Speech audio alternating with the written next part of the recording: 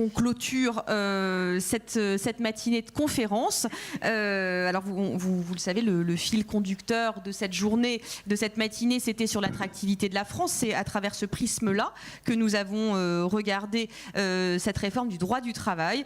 Et donc pour conclure de manière un petit peu plus large sur l'attractivité de la France, nous avons le plaisir, merci beaucoup mesdames, de recevoir Jérémy Gallon, qui est Managing Director de l'AmCham, la chambre de commerce américaine en France, qui va est-il là? Oui, il est là, qui va venir nous dire si vraiment la France a gagné en attractivité. Je vais y arriver. Alors Jérémy Gallon, depuis le début de la matinée, on a surtout parlé de la réforme du droit du travail et de son impact qu'elle pouvait avoir sur l'attractivité de la France et sur le regard que les investisseurs étrangers portaient sur nous. On a l'impression que depuis quelques mois, ça va mieux. La France est vue comme plus attractive, mais vous allez nous dire vraiment plus précisément dans le détail comment les investisseurs américains nous regardent aujourd'hui. D'accord. Bonjour à toutes et à tous. Je tiens d'abord à remercier Capital Finance et DLA Piper pour l'organisation de cette conférence. Vous avez eu toute une série de tables rondes, de discussions assez techniques sur les ordonnances. J'aimerais, si vous me le permettez, commencer par des mots un peu plus personnels. Je suis né en 1985. Je fais partie d'une génération qui n'a connu quasiment en France que la crise. Une génération qui s'est habituée en France à un taux de chômage structurellement très élevé. Et j'ai grandi dans un petit village au nord de l'Auvergne, dans une région sinistrée économiquement. Une région où j'ai vu, année après année, les usines fermer. Alors même en étant très patriote, je dois vous avouer que je n'ai pas le sentiment que les 2 dernières décennies ont été très glorieuses pour la France en termes d'attractivité. The Economist appelait dans des couvertures assez récentes la France le nouvel homme malade de l'Europe. Le New York Times multipliait les articles sur la crise d'identité française. Et vous connaissez tous les ouvrages d'Alain Finkielkraut, de Michel Houellebecq ou d'Éric Zemmour qui maniaient les concepts d'identité malheureuse et de désintégration. Bref, on avait le sentiment d'un pays en déclin. Au cours des 10 dernières années, le nombre de départs à l'étranger de personnes nées en France s'est accru en moyenne de plus de 5% par an. En moyenne, près de 200 000 Français, pour la plupart âgés de 18 à 29 ans, ont ainsi quitté le territoire. Ce sont des jeunes qui créent, qui innovent, qui sont les forces vives de la France, mais qui ne trouvaient plus les conditions dans notre pays pour tenter, pour prendre des risques, pour entreprendre, pour réussir, mais aussi pour avoir la possibilité d'échouer. Parce qu'on a une aversion au risque en France. Tout notre système éducatif est basé sur cette aversion au risque. Parmi mes amis dans ma génération, ça a été une véritable saignée. Ils sont tous partis les uns après les autres, à New York, à Singapour, à Londres. Soyons clairs, que de jeunes Français partent à l'étranger, qu'ils se nourrissent d'expériences dans d'autres pays, qu'ils se construisent, intellectuellement, humainement, dans d'autres environnements, c'est une chance. Mais qu'ils ne reviennent pas, qu'ils ne soient jamais amenés à créer de la richesse en France et des emplois, c'est ça la tragédie. Que nous nous coupions de ces talents, c'est ça le drame français. Alors il y a plusieurs années, moi j'ai aussi fait le choix de partir. J'avais grandi dans une famille où j'ai été élevé dans le culte de la méritocratie. Je suis monté à Paris, j'ai fait ma prépa, j'ai fait une grande école. Et comme beaucoup d'entre vous dans cette salle aujourd'hui, je suis devenu avocat. Mais à un peu plus de 25 ans, j'ai eu le sentiment que je ne pourrais jamais rien réaliser de grand en France. Que nous étions un pays sclérosé, un pays de caste, que nous étions un pays dominé par des élites où l'entre-soi règne en maître. Et j'ai donc décidé de partir. Et quand je suis parti, je n'étais pas du tout sûr de revenir. Je suis parti aux États-Unis, j'ai étudié aux États-Unis, j'ai travaillé aux États-Unis. Et quand je suis arrivé, on ne parlait même plus de la France. La France, Paris, était vue comme un musée, une destination de vacances.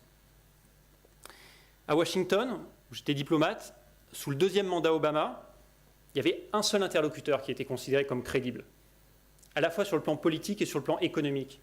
Parce que contrairement à ce que nos dirigeants avaient tendance à oublier en France, les deux sont intimement liés. Et cet interlocuteur pour l'administration américaine, c'était l'Allemagne, c'était Berlin. Et pendant longtemps, quand vous parliez à des chefs d'entreprise américains, nous étions vus comme un pays sympathiquement socialiste, voire quasi communiste. Et puis, il y a eu le Brexit. Il y a eu l'élection de Donald Trump. Et alors, tous les regards se sont tournés vers la France. Le 8 novembre 2016, tout le monde a dit « le prochain domino qui va tomber, c'est la France ». C'était inévitable, c'était évident. Et puis, soudain, quelque chose a changé. Vous avez eu, en France, un candidat qui a fait une campagne pro-européenne, qui a eu un discours d'ouverture, qui n'a pas fait des entreprises ou d'un secteur de l'économie son ennemi. Un candidat qui a préféré jouer sur la capacité des Français à relever des défis plutôt qu'à jouer sur leur peur. Et aux États-Unis, que je sillonnais à ce moment-là, j'ai vu l'image de la France changer. Je me suis alors dit qu'il y avait quelque chose à faire en France, qu'il y avait quelque chose qui se passait, que la France pouvait redevenir attractive. J'ai donc décidé de rentrer. J'ai décidé de rentrer car je suis convaincu d'une chose. Cette bataille de l'attractivité que la France mène, ce n'est pas un responsable politique, ce n'est pas un gouvernement qui peuvent la gagner. C'est l'ensemble de la société. Et à cet égard, nous avons tous une responsabilité, en particulier les entreprises. Dans ce contexte, l'AmCham, qui réunit 400 entreprises françaises et américaines, dans à peu près tous les secteurs de l'économie et de tailles très différentes, a un rôle clé à jouer. Et pour nous, ça commence par un constat. Quel est aujourd'hui l'état de l'attractivité de la France? C'est une question essentielle pour nous, car les investisseurs américains sont en France la source de millions d'emplois directs et indirects. Et pas simplement à Paris, mais sur tout le territoire.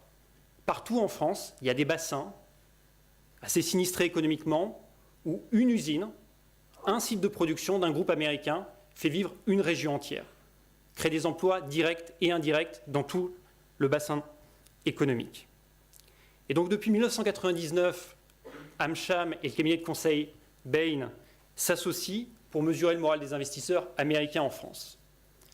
Cette année, à la suite des ordonnances Macron, signées donc fin septembre, nous avons décidé d'avancer le calendrier du baromètre. Nous avons en effet considéré que c'était un bon moment pour mesurer le moral des investisseurs américains, qui avaient eu les premières annonces sur le projet de loi de finances pour 2018, et que donc le timing était idéal. Nous avons donc interrogé pendant plus d'un mois les investisseurs américains dans tous les secteurs de l'économie, dans des tailles d'entreprises très différentes, pour essayer de percevoir comment ils sentaient l'environnement économique en France. On a eu un nombre record de réponses cette année, et au total, les répondants représentent à peu près plus de 100 000 emplois directs, plus de 53 milliards d'euros de chiffre d'affaires simplement en France. Alors quels sont les points principaux sur le moral des investisseurs américains en France et quelles sont les principales conclusions de ce baromètre? Alors je vous propose qu'on commence sur un premier slide. Alors tout d'abord, le premier point, c'est qu'il y a un narratif qui est très positif cette année. On a des investisseurs américains qui sont extrêmement positifs concernant les perspectives économiques de la France. On est passé en une année de 49% à 72%. C'était déjà une amélioration substantielle en 2016, puisque sur les années précédentes, on était resté bloqué autour de 25%. Deuxièmement, deuxième slide, et c'est pour moi encore plus important, ça va se traduire en termes de création d'emplois. Aujourd'hui, il y a 52% des entreprises, des investisseurs américains, qui vous disent que dans les 2-3 prochaines années, elles prévoient de créer des emplois en France. Donc il y a une traduction très concrète. Et là, pareil, une augmentation très significative par rapport à 2016. Néanmoins, déjà, j'appelle votre attention sur un point. En 2015, on avait déjà vu une augmentation. Qui était liée à quoi? Qui était liée à ce moment-là aux attentes qu'il y avait sur la loi Macron. Et puis, il y a eu une certaine déception, et donc c'est retombé en 2016. Troisième point, troisième slide, il y a incontestablement un effet Macron. Pour 90% des répondants, l'action du nouveau président de la République facilite les investissements et améliore l'image de la France aux États-Unis.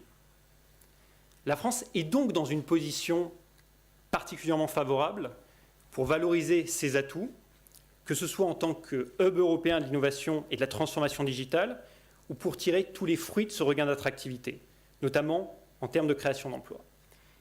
Mais il y a un gros mais. Donc ça, c'est le slide suivant. Ce que l'on voit année après année, c'est que les freins à l'investissement, d'abord, demeurent les mêmes. On le voit, coût global de la main-d'œuvre, régime fiscal, procédure administrative, coût des licenciements, procédure de licenciement et flexibilité du coût du travail. Malgré les ordonnances, ça demeure un point qui est considéré comme un obstacle à l'investissement en France. Deuxièmement, il y a certes un regain d'attractivité de la France, mais on a également essayé de mesurer quel est le pourcentage des investisseurs qui recommanderaient à d'autres investisseurs américains la France comme destination d'investissement. Et là, on est passé à 21%. Alors vous me direz, on était à 3% en 2016. C'est une amélioration. Mais le Net Promoter Score demeure négatif. Net Promoter Score, c'est un indicateur qui mesure la différence entre les prescripteurs et les détracteurs. Et donc, il y a toujours une majorité de détracteurs de la France. Pourquoi ? On a essayé de le comprendre. Et ce dont on s'est aperçu, c'est que d'abord, qu'il y a un effet un peu wait and see. Il y a eu tellement de désillusions dans le passé, de promesses non tenues. Et ce qui est intéressant avec ce baromètre, c'est qu'on voit des perspectives historiques. Et on voit par exemple en 2007 qu'on avait des chiffres records. En 2007, on sort de la campagne de Nicolas Sarkozy, il y a une vraie attente des investisseurs. Et puis il y a une désillusion massive, très rapide. Et en 2008, ça s'effondre. 2014-2015, on le voit, de vraies attentes par rapport à la loi Macron. Et derrière, ça s'effondre. Et donc aujourd'hui, il y a beaucoup d'investisseurs qui vous disent « Bon, ça part bien, ça va dans le bon sens, mais est-ce que ça va continuer? Est-ce que ce n'est pas juste un marqueur au départ? Est-ce que le climat social va tenir ?» Et ça demeure un point fondamental, le climat sociopolitique, sur lequel il y a des vraies inquiétudes du côté des investisseurs américains. Et un autre point qui est fondamental, vous avez parlé toute la matinée donc, des ordonnances Macron. Je suis frappé par le manque de connaissance des investisseurs étrangers, des investisseurs américains, du contenu des réformes. On a eu plusieurs délégations de grands patrons qui sont venus ces dernières semaines à Paris. Ils voient qu'il y a quelque chose qui est en train de se passer, mais ils n'en voient pas le détail. Il y a un immense travail de pédagogie des réformes à faire, un travail d'explication, qui doit se faire évidemment par les sièges France vers les sièges globaux aux États-Unis, mais je pense qu'il faut même que directement l'administration et une organisation comme l'AmCham fassent un travail majeur de pédagogie des réformes. Alors, parmi les autres points importants qui sont soulignés par ce baromètre, il y a un point sur le numérique. La France est perçue comme une terre de transformation numérique, et c'est clairement un atout massif aujourd'hui pour la France. 96% des investisseurs interrogés considèrent que la France est une destination favorisant la transformation digitale des entreprises. Mais de la même manière, les investisseurs américains disent « Vous allez dans la bonne direction, mais il est absolument nécessaire que vous intensifiez les efforts de promotion de l'entrepreneuriat et de l'innovation en France. » Alors, le narratif global est très bon, mais je pense qu'aujourd'hui, on a un risque majeur, qui est le risque de la complaisance, et de penser que la bataille de l'attractivité est une bataille qui est déjà gagnée. Il faut continuer de réformer la France, de la transformer, pour reprendre un vocabulaire à la mode, vite, fort et de manière cohérente. Ce qui compte pour les investisseurs, c'est la cohérence des réformes à venir. C'est le fait qu'elles s'inscriront dans le long terme. Il faut préserver nos atouts. Et nos atouts, on le voit sur ce slide, demeurent les mêmes. C'est la situation géographique, la qualification des salariés, les infrastructures et la qualité de vie, et travailler sur nos faiblesses. Alors, il y a quelques minutes, je vous disais que quand je suis rentré en France, ce qui m'a un peu motivé, c'était l'idée d'une responsabilité. L'idée qu'on a tous une responsabilité. Et je crois que les résultats que je viens de vous décrire, qui sont plutôt positifs, nous engagent. Et à l'AmCham, c'est qu'on est en train de complètement transformer et d'essayer d'en faire une boîte à idées, plus, un think tank. Nous considérons qu'il y a plusieurs éléments essentiels que nous tirons de ce baromètre. Le premier point, je l'ai souligné, c'est la pédagogie des réformes. Je vais vous donner un autre exemple de mesure qui est perçue positivement par les investisseurs lorsqu'ils la connaissent, mais qui est malheureusement trop peu connue. C'est le French Tech Visa. Ça a été lancé en juin 2007. C'est une procédure fast-track d'obtention de visa de 4 ans, qui est en particulier orientée vers les entrepreneurs, les créateurs, les chercheurs. Parmi ceux qui le connaissent, on a interrogé nos investisseurs là-dessus, 90% vous disent que c'est efficace. Le petit problème, c'est que 90% des personnes interrogées ne le connaissent pas. Donc je pense qu'il y a un vrai sujet explication de ce qui se fait en France. Deuxièmement, il y a un accompagnement des réformes. Et je pense que les entreprises ont un rôle clé à jouer à cet égard. Par exemple, je disais qu'un des atouts majeurs de la France aujourd'hui, c'est la qualité de sa main-d'œuvre. Dans la plupart des secteurs économiques, les investisseurs vous disent, voilà, en France, effectivement, vous avez une main-d'œuvre qui est bien formée. C'est particulièrement vrai dans le secteur des hautes technologies. Mais comment faire en sorte, à l'heure de l'intelligence artificielle, à l'heure de mutations technologiques profondes, que nous puissions accompagner la mise en œuvre de réformes, de mesures qui feront que nous garderons cet avantage compétitif. Et la sphère étatique, ça j'en suis convaincu, seule ne pourra pas trouver toutes les réponses, n'aura pas les ressources pour mettre en place les mesures nécessaires. Il faut que ça vienne de la société civile, il faut que ça vienne des entreprises. Et à cet égard, nous, on va travailler là-dessus, à l'AMCHAM. Troisièmement, il faut pousser le gouvernement à faire plus, à maintenir ce rythme, que ce soit sur le coût du travail, les procédures administratives, la fiscalité, qui sont des chantiers prioritaires, et parfois plus qu'amener à faire, amener à ne pas faire. Et je pense notamment à la question de la stabilité fiscale. Ce qui est fondamental pour un investisseur, c'est la stabilité dans le long terme de certaines mesures fiscales. Et il est difficile d'avoir dans un PLF et de dire dans un PLF, on va vers une stabilité fiscale pendant 5 ans, et donc vous avez des sièges français qui disent à leur siège monde, investissez en France, on a enfin un président qui va assurer une stabilité fiscale pendant 5 ans, et ensuite avoir une surtaxation exceptionnelle imposée à la suite de l'imbroglio sur la taxation sur les dividendes. Ça pose un vrai problème pour les investisseurs. Et ça a des conséquences désastreuses en termes d'image. Un autre point pour nous qui est très important, c'est travailler avec tous les acteurs de l'écosystème, avec les régions notamment. Post-Brexit, nous travaillons à l'AMCHAM très étroitement avec Europlace et la région Île-de-France sur la question de l'attractivité de la place financière de Paris. Je vois que les Échos titraient aujourd'hui sur les nouvelles mesures prises par le gouvernement pour renforcer l'attractivité de la place de Paris. C'est un sujet sur lequel on travaille, y compris sur des facteurs comme l'offre éducative, qui sont absolument essentiels. Et puis contribuer encore à faire de la France le hub de l'innovation technologique et digitale en Europe. Alors que les opportunités qu'offre cette inflexion majeure, que les inflexions prises par l'ordonnance Macron offrent des opportunités majeures, l'AMCHAM veut donc être une force de proposition, une boîte à idées et un partenaire clé des pouvoirs publics afin de transformer l'essai. Car nous sommes convaincus d'une chose, nous ne sommes qu'au début de la bataille de l'attractivité. Voilà, je vous remercie.